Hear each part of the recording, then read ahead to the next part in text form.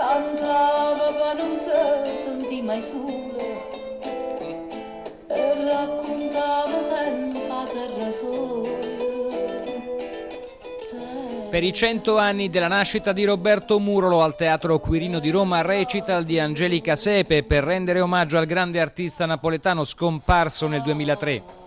Angelica Sepe, una delle voci più apprezzate della canzone partenopea e allieva prediletta del grande maestro, è stata protagonista di uno spettacolo arricchito da testi, proiezioni fotografiche e cinematografiche. Un evento che ha riscosso un grande successo di pubblico anche grazie alla straordinaria capacità organizzativa di Franco Cavallaro. Reginella e volata e tu vale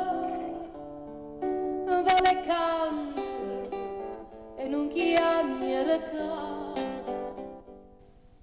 È sorprendente la forza che genera sul palco Angelica Sepe, che con la sua voce intensa e una irresistibile capacità di catturare l'attenzione del pubblico lo tiene in pugno per 2 ore nei suoi tumultuosi e appassionati racconti melodici, valorizzati da arrangiamenti di ispirazione etno-jazz.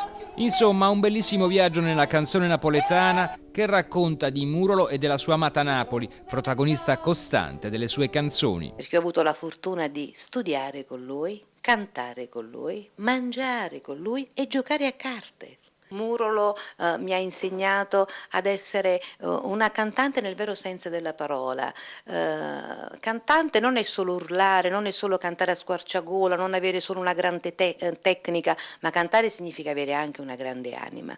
E lui l'aveva e ce lo dimostrava ogni giorno. Nel momento in cui prendeva la chitarra e con quella sua voce suadente cantava tipo "Tenimmoci così, anima e cuore", con questa voce così bella, pastosa, calda, senza strillare, con gli accordi essenziali della chitarra, era veramente una grande magia.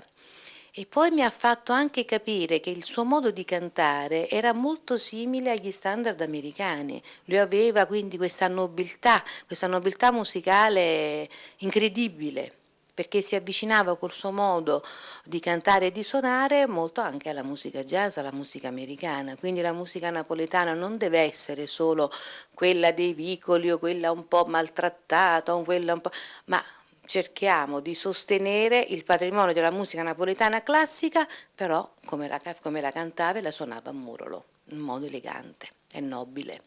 Quando Angelica Sepe canta Tu sii una cosa grande, Scalinatella, Reginella o Sole mio, ma la femmina, porta nella sua voce i segni inconfondibili di una tradizione, capace però di rinnovarsi e di incrociarsi con diverse ispirazioni e contaminazioni, trasmettendo allo spettatore la malinconica bellezza del paesaggio, la dignità e il coraggio del popolo partenopeo.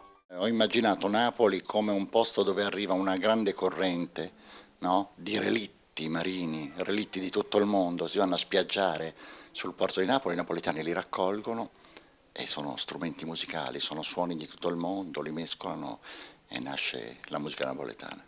Femmina, tu sei una mala femmina, chi sto che fatta chiagnere, lacrime infamità.